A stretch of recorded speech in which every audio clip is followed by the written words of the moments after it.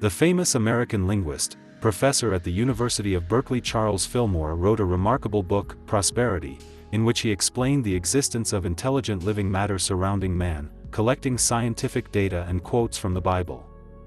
Fillmore believed that our world was created by some higher mind, which gave each person the opportunity to materialize things literally out of nothing. To do this, it is necessary to establish contact with the inexhaustible kingdom of divine ideas and thought forms, in order to use the resources that were given to us from birth. According to the writer, Jesus Christ spoke about this, who repeatedly described a certain kingdom of heaven, which is both inside and outside of man. The writer in his book gave another name to this kingdom, ether. And although the existence of ether cannot yet be proven empirically, this intelligent substance exists and it is quite real. Jesus spoke of ether as the kingdom of heaven, illustrating its possibilities. The kingdom of heaven is not a place where pious people go after their death, but a treasure that we can use here and now. The Gospel of Luke quotes Christ as saying, "Fear not, little flock. For it is your Father's good pleasure to give you the kingdom," wrote Charles Fillmore. Jesus, according to the writer, taught how to use this ether, this energy, through faith. It was only necessary to begin to exercise your mind in order to subjugate this substance and learn how to use it. In other words, the universe is not a set of objects, it is a living organism that reacts to every thought of a person. It is the very kingdom of heaven that surrounds us right now. Fillmore claimed that the Supreme Mind provided people with all the necessary skills and abilities to live happily. We just do not use them. In order to discover the ability to interact with that very heavenly kingdom, you only need to establish a connection between your inner world and the outer world, that is, not separate yourself from it. As soon as a person understands that he is completely connected with everything that surrounds him, he will achieve harmony and prosperity. Fillmore discovered an ancient Greek text from the Gospel of Luke, in which Jesus used the word heaven to mean space. He did not speak of some secret, distant place, he spoke of the space that surrounds us. The kingdom of God is within you. Jesus, according to the writer, considered the kingdom of heaven reasonable and called on everyone to recognize it in themselves. This substance can be used both spiritually and physically. This is confirmed by the words of the Gospel of Matthew, "Seek ye first the kingdom of God and his righteousness, and all these things shall be added unto you." Today, scientists confirm the idea of the existence of some kind of ether, which is filled with electric, magnetic, light, X-rays and cosmic rays, reporting that it is the source of life, heat, light, energy and gravity. Jesus gave clear instructions on how to use this intelligent substance. If anyone does not doubt in his heart, but believes that what he says will come to pass, he will have whatever he says.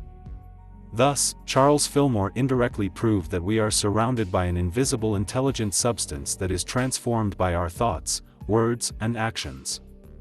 His hypothesis was indirectly confirmed by the ancient Greeks, who considered the cosmos to be an intelligent being, contrasting it with senseless destructive chaos. They imagined it as one living and plastically ordered harmonious being.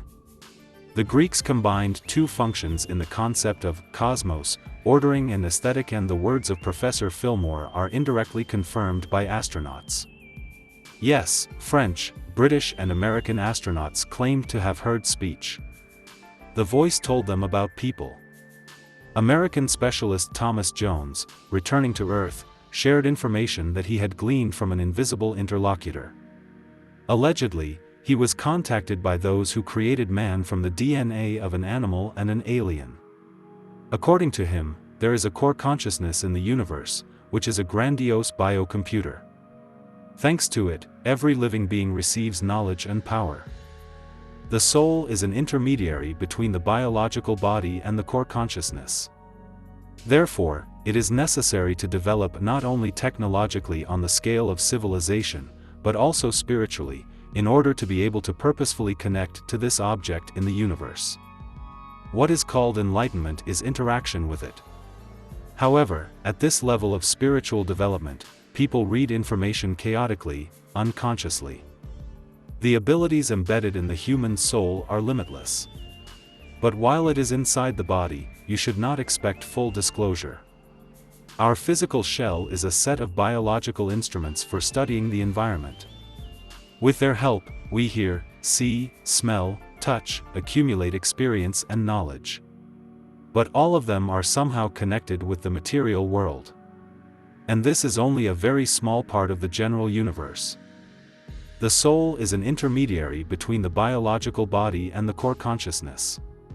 And in order to move to another level, it is necessary to achieve a certain spiritual enlightenment here. If you pay attention to the ancient beliefs of India, China, Persia, then in all of them you can find a description of such a core consciousness. It is called differently, for example, in Hinduism, limbo, in Christianity, purgatory, in ancient Arabic sources, the abode of the Almighty, among Australian Aborigines, the cave of the first man. The meaning is the same. After the death of the physical body, the soul, having accumulated knowledge, gets to a certain place where that very core consciousness is located. It weighs actions, accumulated experience and distributes where to direct the energy information shell for the next circle. Back to Earth to improve results or not. Surprisingly, the astronaut heard this information while on board the International Space Station. This is the most complete and interesting revelation that happened to a person in space. Others told the same thing, but only in fragments. Someone contacts people who have entered the Earth's orbit. Astronaut Edgar Mitchell, returning from the Moon, claimed that space is a huge temple, and it is necessary to launch there not physically strong people, but thinkers, philosophers, spiritual mentors. Perhaps there is something in this. But even mathematically it is unrealistic to imagine this. It is impossible to realize the power of this computer, which would allow us to control all living things in the universe, using our mathematics and our knowledge. This is a completely different level.